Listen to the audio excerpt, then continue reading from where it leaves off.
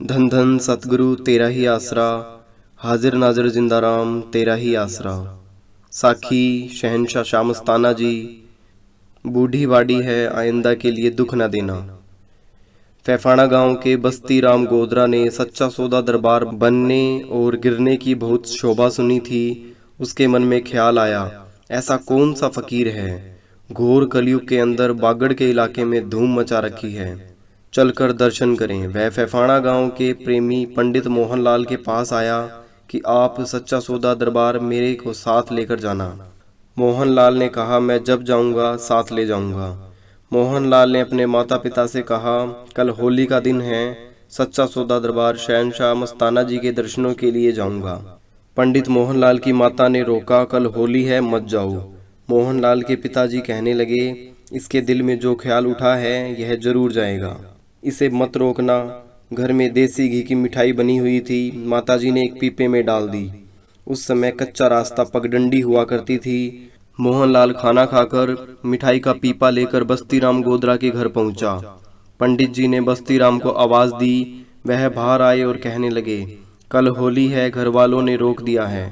पंडित जी ने कहा कि आपकी मौज। पंडित जी गांव फैफाना से सच्चा सौदा दरबार के लिए चल दिए। उनके दिल में ख्याल आया कि शहनशाह मस्ताना शाह बलोचिस्तानी जी, आपके दर्शनों के लिए आ रहा हूँ। रात का समय है, रास्ते के अंदर मेरे को कोई चीज़ न मिले, न ही किसी किस्म की आवाज़ मेरे को आए। यह फरियाद करके पंडित मोहनलाल चल दिए। पंडित जी फैफाना से गुड़िया खेड़ा पहुँचे। जब गांव से निकले तो अंधेरी आ गई। गांव से थोड़ी दूर एक तालाब था, वहाँ एक पीपल था, वहाँ एक भूत रहता था। अंधेरी तेज आने के कारण मोहनलाल को पीपल के नीचे कुछ देर रुकना पड़ा। उसके नज़दीक वह भूत नहीं आया, न ही दिल में कोई ख्याल आया। अंधेरी कुछ कम हुई तो पंडित मोहनलाल वहाँ से चल दिए। रंगड़ी गांव पहुँच गए। वहाँ से 3 नाले निकलते थे। एक नाला सच्चा सौदा दरबार को, एक नाला सिरसा की तरफ, एक गांव की तरफ। वहाँ पर एक जाड़ और कैर का पेड़ भी था। पंडित जी के दिल में ख्याल आया, हे सतगुरु, अब भाग पाटने वाली है। अब मेरे को कई जानवरों की आवाज़ें सुनाई देंगी। मेरा ख्याल है कि पहले आपके दर्शन हों। अंतर्यामी मौज शहनशाह मस्ताना जी मोहनलाल के प्यार और तड़प को देखते हुए कैर के पास आकर खड़े हो गए और अपने पवित्र हाथों से डोंगरी कैर पर मारने लगे। जब मोहनलाल नज़दीक पहुंचा, उसको लाठी मारने की आवाज़ सुनाई दी। मोहनलाल ने देखा, शहनशाह मस्ताना जी लंबा कोट पहने हुए खड़े हैं। पंडित जी ने पीपा वहीं छोड़ दिया और हाथ जोड़कर धन धन सतगुरु का नारा लगाया। शाह मस्ताना जी फरमाने लगे, पुत्र तू चल, हम आ रहे हैं। मोहनलाल चल पड़ा। शाह मस्ताना जी फरमाने लगे कि इस पीपे में क्या है। पंडित जी ने बेनती की कि संगत के लिए मिठाई लाया हूँ।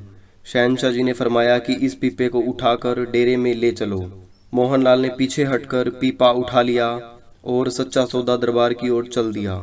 मोहनलाल ने थोड़ी दूर जाकर देखा तो शाह मस्ताना जी पीछे वहीं कैर के पास खड़े हैं। मोहनलाल जब सच्चा सौदा दरबार पहुंचा तो देखा कि शाह मस्ताना जी संगत के साथ सामने से आ रहे हैं।